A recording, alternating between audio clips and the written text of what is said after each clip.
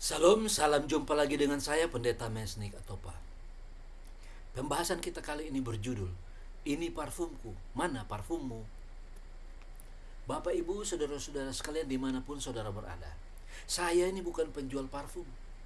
Saya juga bukan sedang mengiklankan parfum tertentu. Tidak. Tetapi saya mau mengajak Bapak Ibu untuk memahami makna parfum menurut Alkitab. Parfum dalam Alkitab. Pengkhotbah 7 ayat 1.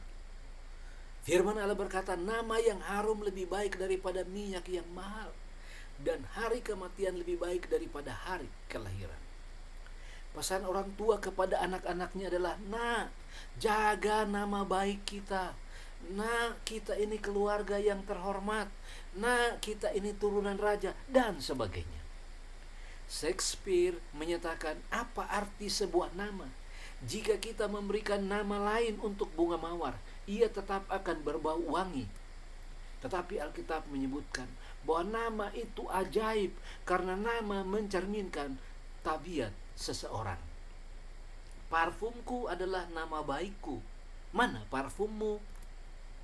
Kidung Agung 1 ayat 3, harum bau minyakmu, bagaikan minyak yang tercurah namamu.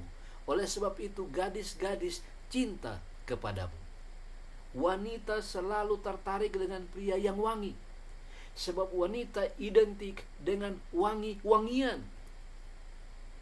Itulah sebabnya banyak wanita yang diberi nama Rose, yang diambil dari bunga ros.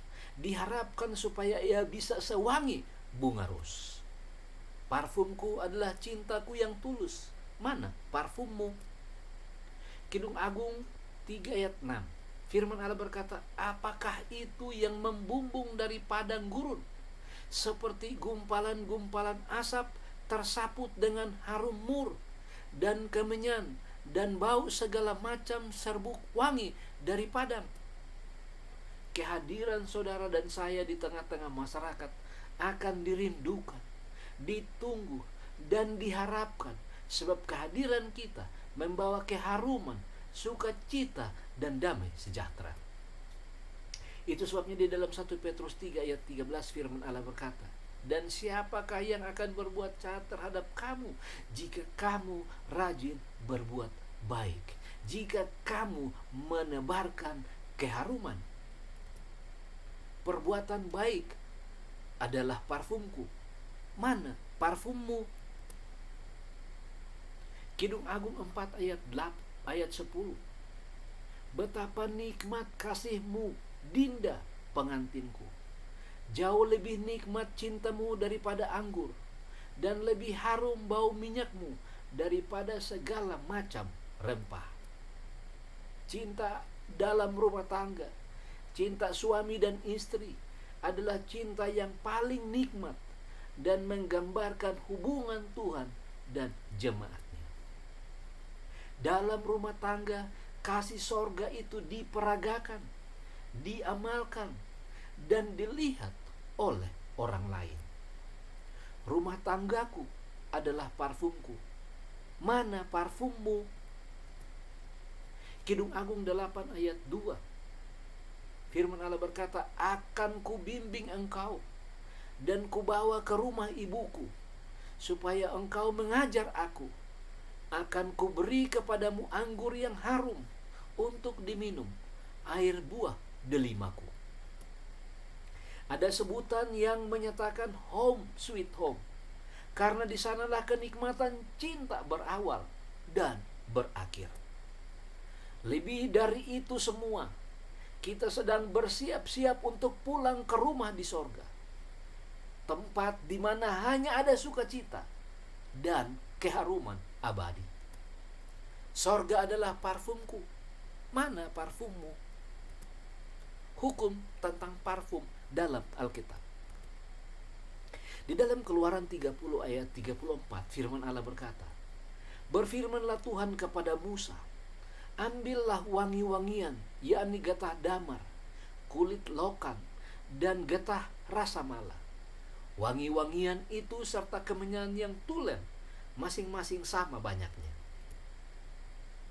Ayat 35, semuanya ini haruslah kau buat menjadi ukapan, suatu campuran rempah-rempah, seperti buatan seorang tukang campur rempah-rempah, digarami, murni, kudus. Ayat 25, haruslah kau buat semuanya itu menjadi minyak urapan yang kudus, suatu campuran rempah-rempah yang dicampur dengan cermat, seperti buatan seorang tukang campur rempah-rempah. Itulah yang harus menjadi minyak urapan yang kudus. Wangi-wangian dalam Alkitab diracik sedemikian rupa sehingga menjadi minyak wangi yang kudus untuk tujuan-tujuan yang kudus juga. Jika ada seseorang membuat minyak wangi yang sama dengan bahan yang sama, maka orang itu akan dilenyapkan, karena minyak itu khusus untuk Allah semesta langit. Fungsi parfum dalam Alkitab. Yang pertama adalah ditaruh di depan tabut. Keluaran 30 ayat 36. Firman Allah berkata, sebagian dari ukupan itu haruslah kau giling sampai halus, dan sedikit daripadanya kau letakkan di depan tabut hukum di dalam kemah pertemuan, di mana aku akan bertemu dengan engkau. Haruslah itu maha kudus bagimu. Ada dua hal penting dari keharuman di depan tabut ini. Yang pertama adalah dalam tabut itu ada hukum Allah. Artinya ketika kita dekat dengan hukum Allah, maka kita akan merasakan keharuman Allah.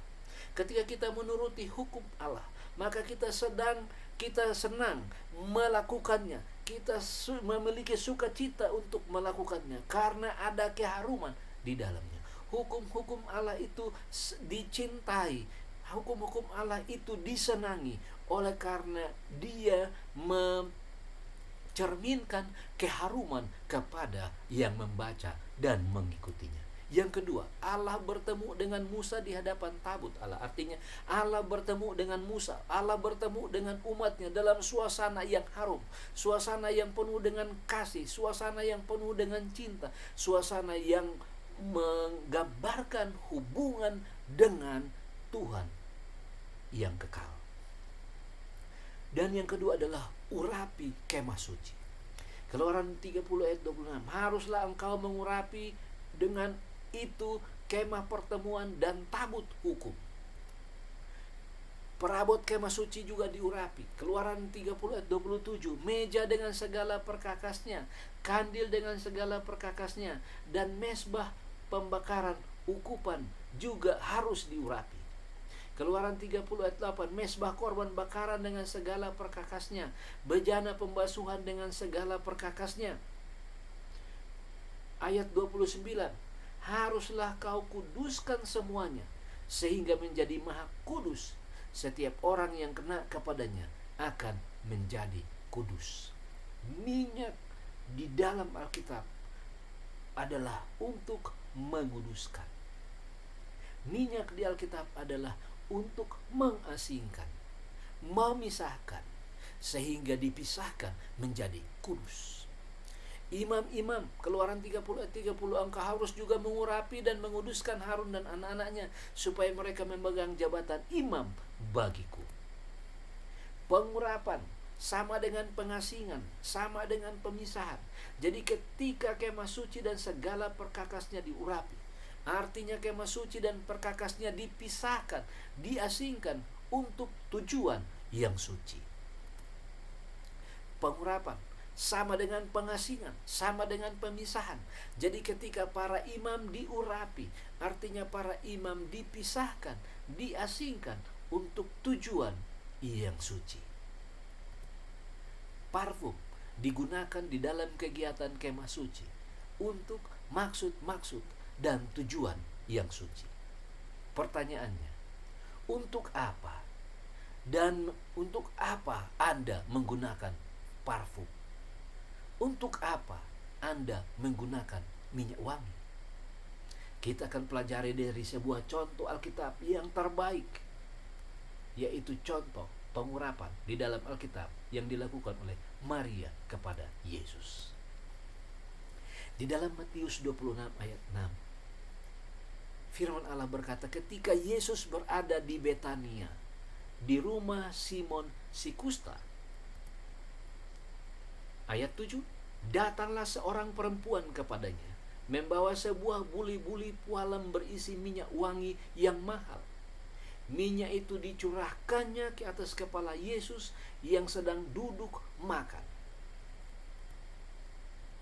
Yohanes mencatat, Yohanes 12 ayat 3. Maka Maria mengambil setengah kati minyak narwastu murni yang mahal harganya, lalu meminyaki kaki Yesus dan menyekanya dengan rambutnya, dan bau minyak semerbak di seluruh rumah itu. Matius 26 ayat 8. Ketika murid-murid melihat, firman Allah berkata, melihat itu, murid-murid gusar dan berkata, untuk apa pemborosan ini? Sebab minyak itu dapat dijual dengan mahal dan uangnya dapat diberikan kepada orang-orang miskin. Tetapi Yesus mengetahui pikiran mereka, lalu berkata, mengapa kamu menyusahkan perempuan ini? Sebab ia telah melakukan sesuatu perbuatan yang baik padaku. Karena orang-orang miskin selalu ada padamu, tetapi aku tidak akan selalu bersama-sama kamu. Sebab dengan mencurahkan minyak itu ke tubuhku, ia membuat suatu persiapan untuk penguburanku. Pelajaran bagi kita pada pertemuan ini adalah, yang pertama adalah pengurapan Yesus. Hukum pengurapan dalam Alkitab dicatat di dalam Keluaran 30 ayat 32. Firman Allah berkata, kepada badan orang biasa janganlah minyak itu dicurahkan. Catat saudara, kepada badan orang biasa janganlah minyak itu dicurahkan. Dan janganlah kau buat minyak yang semacam itu dengan memakai campuran itu juga. Itulah minyak yang kudus, dan haruslah itu kudus bagimu. Imam, Keluaran 30 ayat 2. Engkau harus juga mengurapi dan menguduskan Harun dan anak-anaknya supaya mereka memegang jabatan imam bagiku. Di dalam Ibrani 4 ayat 14, firman Allah berkata, karena itu sekarang mempunyai imam besar agung yang telah melintasi semua langit, yaitu Yesus anak Allah. Baiklah kita teguh berpegang pada pengakuan iman kita. Hanya imam yang boleh diurapi dengan minyak wangi itu. Itu sebabnya ketika Maria mengurapi Yesus, Yesus bukan orang biasa. Yesus itu adalah imam. Itu sebabnya dia juga berhak untuk menerima pengurapan itu. Sebab imam besar yang demikianlah yang kita perlukan. Imam besar seperti Yesus inilah yang kita perlukan. Mengapa? Yaitu yang saleh, tanpa salah, tanpa noda, yang terpisah dari orang-orang berdosa, dan lebih tinggi daripada tingkat-tingkat sorga. Dia sudah diasingkan, sudah dipisahkan untuk maksud yang kudus dan suci. Itu sebabnya ketika Maria mengurapinya dengan minyak wangi, ia tidak menolak. Ibrani 7 ayat 27 firman Allah berkata, yang tidak seperti imam-imam besar lain, yang setiap hari harus mempersembahkan korban untuk dosanya sendiri, dan sesudah itu barulah untuk dosa umatnya. Sebab hal itu telah dilakukannya satu kali untuk selama-lamanya, ketika ia mempersembahkan dirinya sendiri sebagai korban. Kematian Yesus merupakan korban yang harum untuk keselamatan kita. Yesus Kristus adalah parfumku. Mana parfummu? Yang kedua adalah pengampunan dari Yesus. Di dalam Lukas 7 ayat 40, firman Allah berkata, lalu Yesus berkata kepadanya, Simon, ada yang hendak kukatakan kepadamu. Sahut Simon, katakanlah guru. Lukas 7 ayat 41. Firman Allah berkata, ada dua orang yang berhutang kepada seorang pelepas uang. Yang seorang berhutang 500 dinar, yang lain 50 dinar. Karena mereka tidak sanggup membayar, maka ia harus menghapuskan hutang kedua orang itu. Siapakah di antara mereka yang akan terlebih mengasihi dia? Jawab Simon, aku kira dia yang paling banyak dihapus hutangnya. Kata Yesus kepadanya, betul pendapatmu itu. Engkau tidak meminyaki kepalaku dengan minyak, tetapi dia meminyaki kakiku dengan minyak wangi. Sebab itu aku berkata kepadamu, dosanya yang banyak itu telah diampuni, sebab ia telah banyak berbuat kasih. Tetapi orang yang sedikit diampuni, sedikit juga ia berbuat kasih. Minyak wangi yang diurapi, yang diberikan pada kaki Yesus, membuktikan kepada kita bahwa seseorang yang sudah diampuni akan datang lebih dekat kepada kaki Yesus. Tempat yang paling indah bagi orang-orang yang sudah diampuni adalah berada di bawah kaki Yesus. Itulah sebabnya Maria datang ke sana. Maria meletakkan kepalanya, bahkan menyeka dengan rambutnya, menandakan bahwa ia menyerahkan hidupnya secara total kepada Tuhan, karena ia sudah diselamatkan. Dosa-dosanya yang banyak itu sudah dihapuskan. Maria mengurapi Yesus karena dosa-dosanya sudah diampuni. Dosa-dosaku sudah diampuni, itulah parfumku. Mana parfummu? Yang ketiga adalah memberikan yang terbaik. Maria memberikan hartanya yang paling mahal dalam hidupnya, yaitu minyak wangi dan rambutnya yang indah. Apakah harta yang paling mahal di rumah Anda saat ini? Yang Anda mau berikan kepada Yesus sebagai parfum yang paling mahal? Apakah Anda mau menyumbangkan sebuah gedung gereja untuk Tuhan Yesus? Apakah Anda mau menyumbangkan sejumlah uang kepada Tuhan Yesus? Apakah Anda ingin menyerahkan beberapa sertifikat tanah kepada Tuhan Yesus? Saudara-saudaraku, Yesus lebih membutuhkan hati Anda dan hati saya. Jika hati kita sudah ada di tangan Yesus, maka semua yang ada pada kita itu adalah milik Yesus. Yesus tidak meminta sertifikat Anda. Yesus tidak meminta uang Anda. Yesus tidak meminta sumbangan Anda, tapi Yesus minta hati Anda. Karena Dia tahu, setelah hati Anda diberikan kepada Yesus, maka uang, sertifikat, dan bangunan gereja akan mengikutinya. Kesimpulan dan panggilan kepada kita pada kali ini adalah di dalam Roma 12 ayat 1. Karena itu saudara-saudara, demi kemurahan Allah, aku menasihatkan kamu supaya kamu mempersembahkan tubuhmu sebagai persembahan yang hidup, yang kudus, dan yang berkenan kepada Allah. Itulah ibadahmu yang sejati. Saudara, saya mau ulangi, uang penting, sertifikat penting, bangunan gereja penting, tetapi Yesus lebih membutuhkan hati Anda dan tubuh Anda.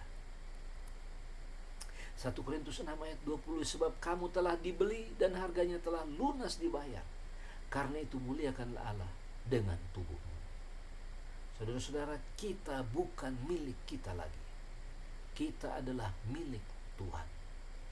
Karena kita adalah milik Tuhan, maka berikanlah hatimu kepada Tuhan sebagai minyak yang paling mahal, minyak yang diletakkan di bawah kaki Yesus. Letakkan hidupmu, letakkan tubuhmu, letakkan hatimu di bawah kaki Yesus.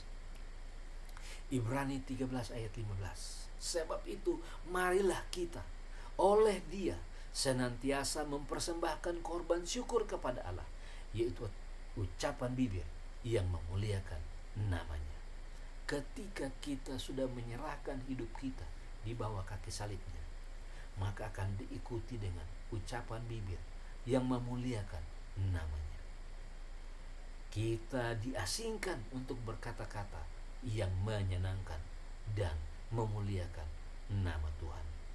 Kita dipanggil untuk memberikan hidup kita dan memuliakan Tuhan dengan bibir kita. Mari kita berdoa. Bapa di sorga, Bapa yang baik, Bapa yang kekal. Kami sudah pelajari bahwa parfum terbaik yang kami dapat miliki adalah mendapatkan pengampunan dari imam besar Yesus Kristus.